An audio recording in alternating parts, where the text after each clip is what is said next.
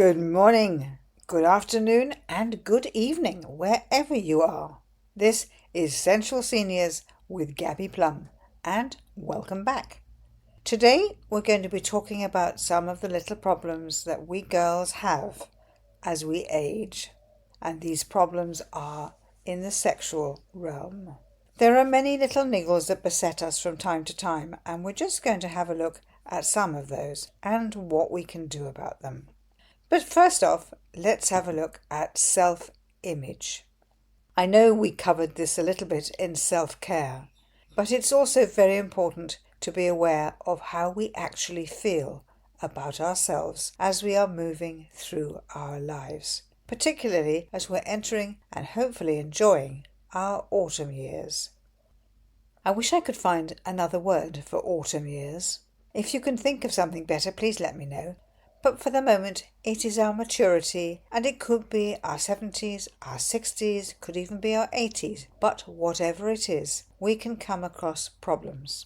I've had friends say to me, "Oh, well, you wait till you get to 70. Everything starts to fall off."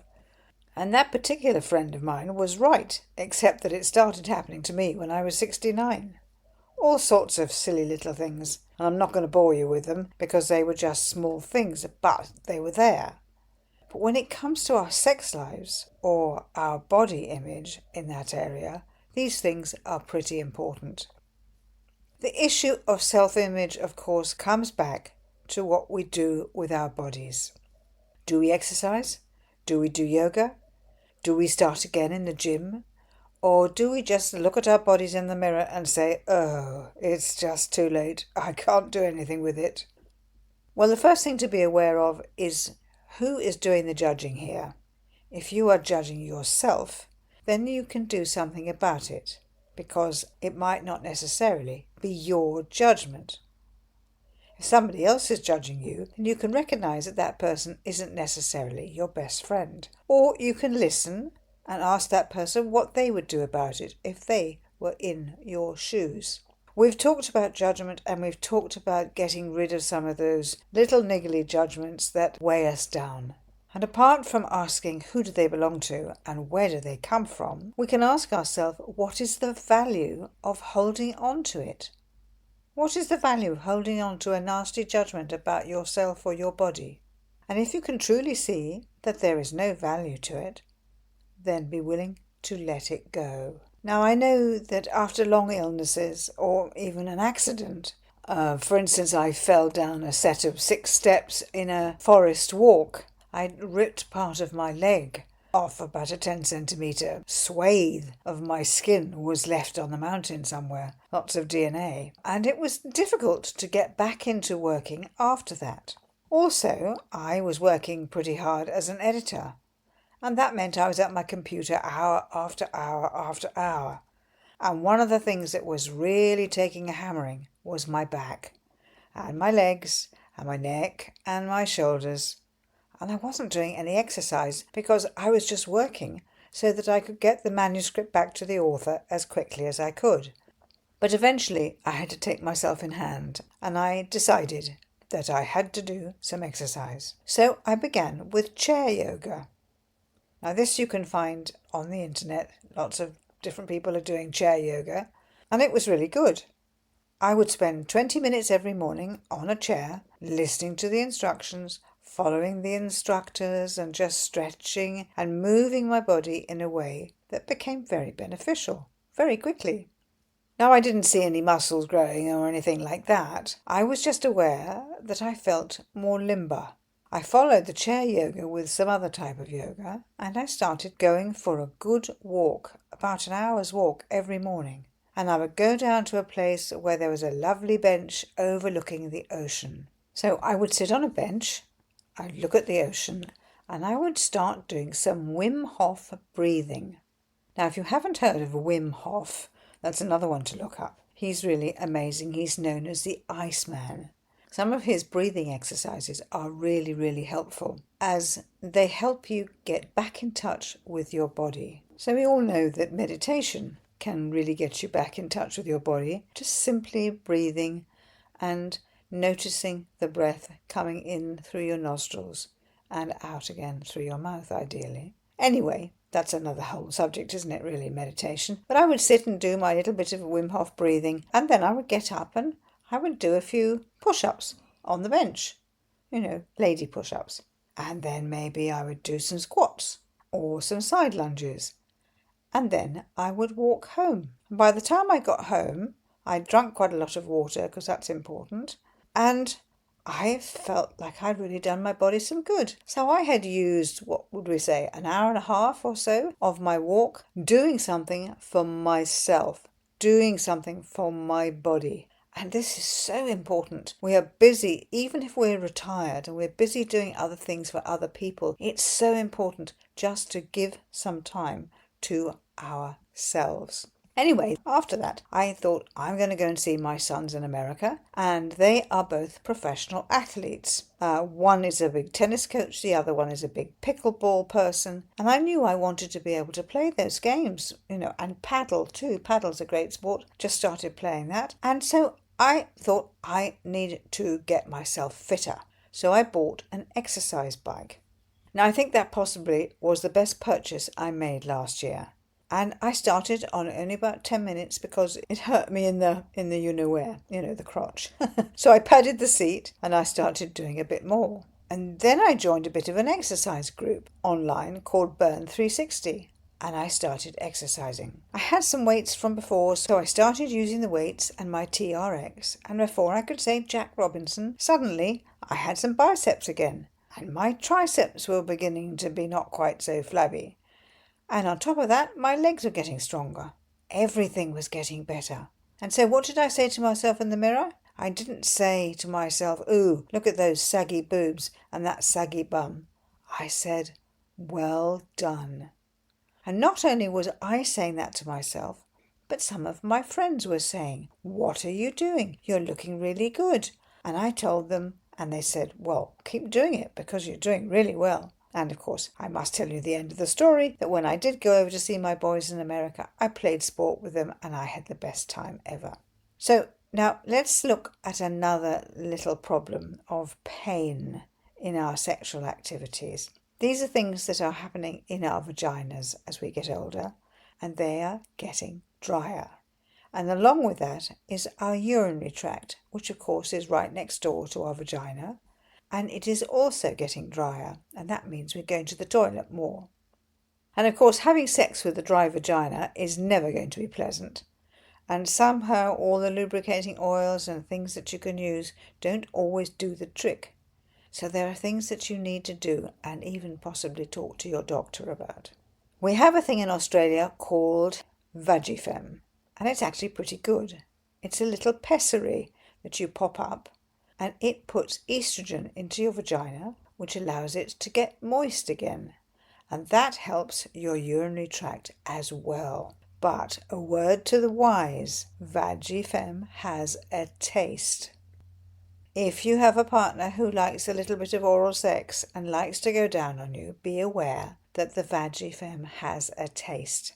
And it might be something that you could organise. Of course, if you know you're going to go and have some sex, then you might want to think about doing your Vagifem pessary 2 or 3 nights before that. It'll still work, but it won't taste.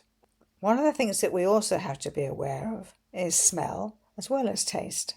I certainly have noticed that on my Vagifem days there can be a strongish scent when I go to the loo, but then I have to look at what I've eaten and drunk, etc., and just be aware of the things that can be going on in that area. And cleanliness, as we've talked about in my Tantra podcast, cleanliness is really, really important. So smells and tastes are not just allotted to us ladies. These can be things that beset our gentlemen friends as well. And there are many things that boys forget when they are showering or bathing, and those things can be things like cleaning their foreskins, providing that they are not circumcised, making sure the glands or the helmet is actually nice and clean and prepared, just in case you, the lady love of the day, wants to go down on them. And there's nothing worse than a smelly penis, is there? And being a person who has had the experience of smelly penises, it's a difficult subject to bring up, particularly if the gentleman involved doesn't like to talk about that sort of thing. So, what can you do? Well, a shower, of course, with him. That's really good. Lots of lovely soap and spongy things, and then washing each other, which, if your partner is likely to enjoy that, can solve a little problem before you get to the bedroom. If your partner does not like the joint shower or the joint bath, then a gentle conversation starting with words like, "Darling, I need to bring up a slightly touchy subject. I have noticed that there are times when you might not be as clean in the nether regions as you could be. And I know that sometimes we get very excited and we want to have sex straight away when you come back from work or running or exercising or whatever you've been doing. And I know how eager we can be. Can I let you know, even with that eagerness, I am unlikely to go down on you under those circumstances. Now, if you'd like me doing that, please could I ask you if you could be a little bit more assiduous in your cleanliness in that area?" I can imagine myself having that conversation, but for some people it could be jolly awkward. Not everybody likes those conversations, but it is also nothing compared to what cock cheese tastes like or smells like, so it's definitely worth dealing with, isn't it? Now, is there something in this, or something that is happening to men as they get older? Or is it something that they have never dealt with all their lives, and maybe haven't had women who are actually willing to discuss the problem with them? But whatever the situation is, it is definitely worth dealing with. Now, talking about men in their latter years, of course, we must bring up impotence, or perhaps just a little difficulty in rising to the occasion. There are so many things potentially going on here. Some are hormonal, some of it's mechanics, and of course we know that Viagra can be helpful here, depending on the situation. But there are other natural remedies like horny goatweed, isn't that a fabulous word? Horny goatweed, and others that can abate this problem. Perhaps a chat with a naturopath would be a sound idea. Now, we're still talking a little bit about self-image, and let's look at boobs that are a bit saggy and bums that are a bit saggy. Now, a decent bra is nice for your clothing, but it's all going to flop when you take the bra off, isn't it? But listen, if you have a man who enjoys your nipples, likes to nuzzle or nibble or whatever, they're not going to worry about where your boobs are, particularly when you're lying down. They're just going to go and get in there. They're just going to go on and get in there and do what they like to do. Some men love breasts and some men are pussy men. But whatever your man is, you can make that experience as pleasant as possible by avoiding rubbing creams on your body in the areas where your partner is likely to go licking or nibbling or nuzzling. I know that we girls, we like to put creams on our bodies, particularly if you have dry skin. And you put oils and things like that, which is lovely, and that makes the skin feel soft and is very nice. But don't put that oil or that cream on your breasts, because those are the areas that you might get nuzzled in the not too distant future. Now, in days gone by, there was a fashion of ladies using vaginal sprays. They would spray perfumes, or heaven only knows what, on their vaginas. And all I can tell you is that's the worst thing you can possibly do to your poor little vag. The best thing you can do is to wash it well. Wash it with any kind of soap that you like and just dry it well so that it is clean and inviting. And if there's one thing I can tell you that will give you an experience if you are of a mind to do this, and that is if you have ever had a threesome with your partner or partners past, in which you have had the joy of having another lady in your bed and you have experience going down on her, if she is clean, then you will know that it's a jolly interesting experience, because you will learn just how important it is to be clean in that area. To be honest, even if you've had that experience and she wasn't particularly clean, then you'll come to that conclusion anyway. But it is important, if you expect your partner to go down on you, that that area is nice and tidy. The other thing you've got to be careful of, and I'm sure I'm teaching grandmas to suck eggs here, but if you find yourself needing to go to the loo before your particular sexual adventure is about to begin, do have a little wash afterwards, because toilet paper can get a bit tangled up in pubic hair. in exactly the same way that pubic hair can get tangled up in a gentleman's foreskin. Nothing like taking those pubes out of your mouth when you're busily trying to be romantic. Now, let's just have a little look at some of the other things you could encounter when you're having sex with your partner. There are some women who I know who are called squirters. And I don't know whether I envy them or not, because I think it can make a bit of a mess. But there are some women who, when they orgasm, really squirt a liquid quite a distance. I don't know whether it's a positive comment for the gentleman involved or quite what it is. And it is not something that I do. And as it is something that I don't do, I really don't have much of an opinion on it. I just know that it happens. And it is something I have discussed in depth with those who have consulted me on this issue, and it is what it is. There's nothing wrong with it. It doesn't make one person any more sexually vital than another. It may be something that happens to more women when they're younger, and this is something that I can truly say I do not know, because the women I have talked to about it have been maybe in their 30s or 40s, not necessarily where I am in my 70s. So perhaps it gets less as you get older. I don't have an answer for that. But it is something that you may encounter when you talk to your partner, and it may be something that happens to you. And if you are somebody who's enjoyed my Tantra podcast, then who knows, it could happen to you as well. If you haven't listened to the podcast on Tantra yet, please do. It's got lots of lovely little bits of information in there. Anyway, I'm just saying this is something that can happen. It is neither wrong nor right. It is what it is. The other thing, of course, is bleeding.